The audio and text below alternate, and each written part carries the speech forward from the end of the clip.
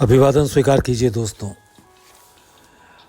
उनके ख़त और आपकी इस श्रृंखला में 140वीं कड़ी लेकर मैं एक बार फिर आप सबके साथ आपके सामने।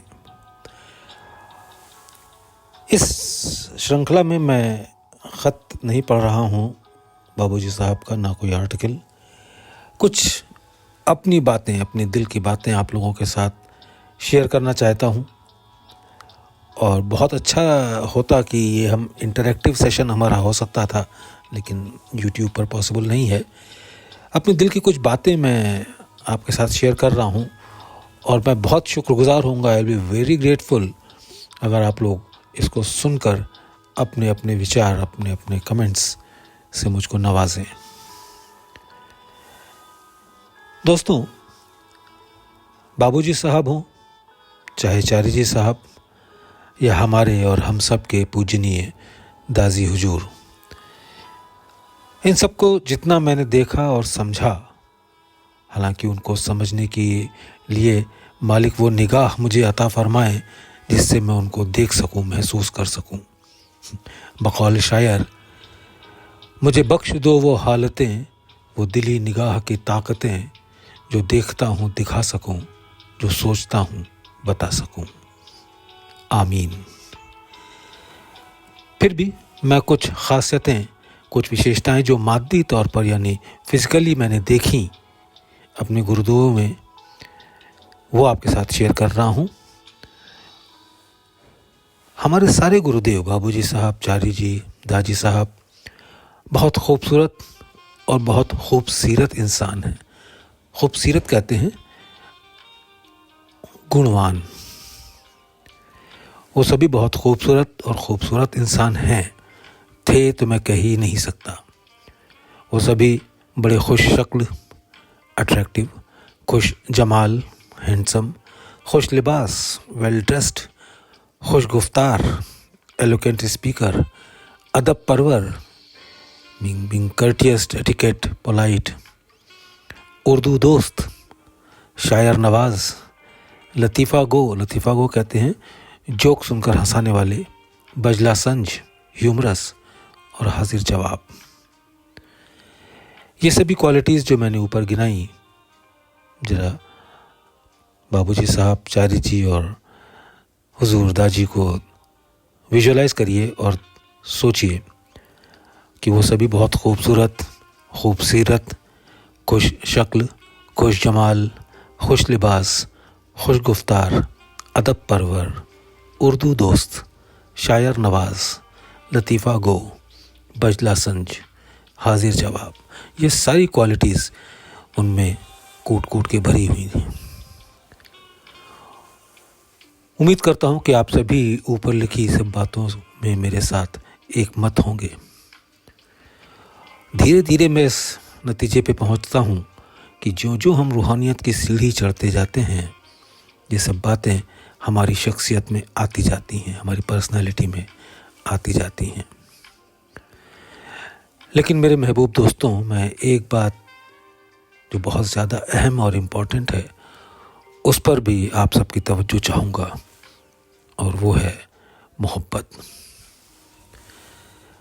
दोस्तों, एक चीज़ होती है प्यार, जो बहुत बिगनिंग सी टीनेज की चीज़ होती है, फिर मोहब्बत, फिर इश्क, फिर जुनून, तब जाके कहीं कोई दीवाना बनता है। आई रिपीट, एक प्यार होता है जो बहुत बिगनिंग सी टीनेज की चीज़ होती है, फिर मोहब्बत होती है, फिर इश्क होता है, फिर जुनून होता है, तब जाके कहीं कोई दीवाना बनता है। हम सभी इश्क और मोहब्बत जैसे लफ्ज़ों का इस्तेमाल बिना इनका फ़र्क जाने करते हैं, जबकि इनमें फ़र्क होता है। लिंग्विस्टिकली अगर आप देखें तो इश्क का ओरिजिन एक अरेबिक वर्ड आशका से हुआ है। आशका जो एक बेल का नाम है, कहते हैं ये बेल जिस पेड़ से लिपट जाए उसको सुखा देती है। इसी तरह कहते हैं इश्क अगर किसी इंसान के दिल में आ जाए तो उसके दिल से हर चीज़ मिट जाती है, फना हो जाती है, सिवाय महबूब की चाहत के। इश्क एक कैफियत है, एक हालत है, इश्क ट्रांसेंडेंस है, इश्क बेलौस है, इश्क बेनियाज है, दुनियावी मयार, दुनियावी स्टैंडर्ड से परे है। जिसे इश्क हो जाए उसका बचता कुछ भी नहीं है। जो बोलत है वो समझत नहीं, जो समझत है वो बोलत नहीं। जबकि मोहब्बत, जिसका ओरिजिन भी एक अरेबिक वर्ड हब से हुआ है, किसी हाड़ मांस वाले इंसान से जो उनसियत या जो लगाव हम रखते हैं उसे मोहब्बत कहते हैं। अब जो इश्क के बारे में मैंने ऊपर लिखा, उस मयार पर, उस स्केल पर बाबूजी साहब का जो रिश्ता हज़रत किबला लाला जी साहब के साथ था, उसको तौलिए। जब बाबूजी साहब ने कहा कि जिस सांस में लाला जी साहब की याद ना आवे वो उनकी आखिरी सांस होगी, तो समझने की कोशिश करिए कि ये प्यार था, मोहब्बत थी, इश्क था, जुनून था या दीवानापन।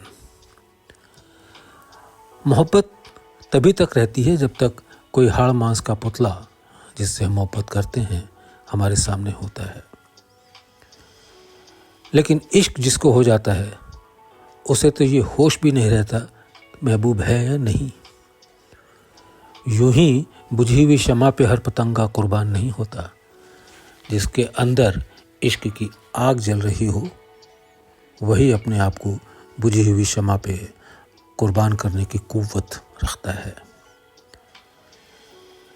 जब बाबूजी साहब ने लाला जी साहब से कहा कि मैं एक शेर पेश करना चाहता हूँ आपके सामने, तो लाला जी साहब ने इजाज़त दी और वो शेर यूँ था, मन तू शुदम तू मन शुदी।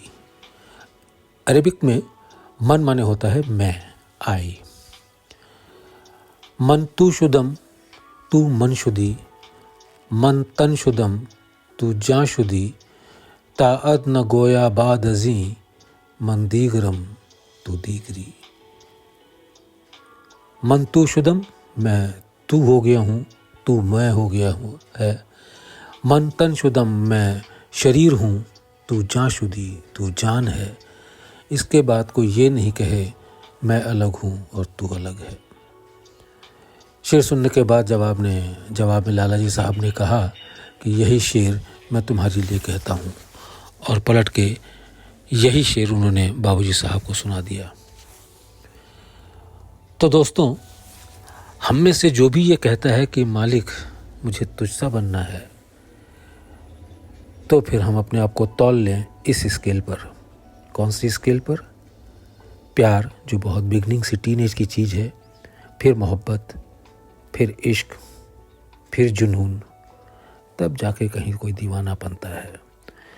और जब दीवाना बन गया तब उसके पास ठुंकार पहुंचती है कि कोई है जो उसको ढूंढ रहा है।